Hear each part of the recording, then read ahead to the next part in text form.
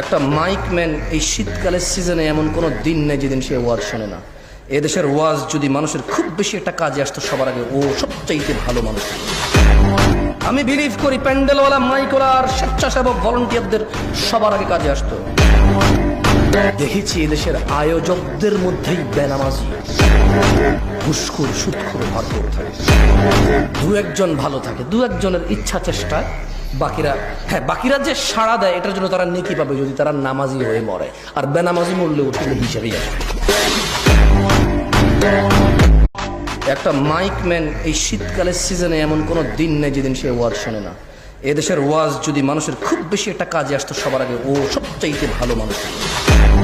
আমি বিলিভ করি প্যান্ডেলওয়ালা, মাইকওয়ালা আর স্বেচ্ছাসেবক ভলান্টিয়ারদের সবার আগে কাজে আসতো।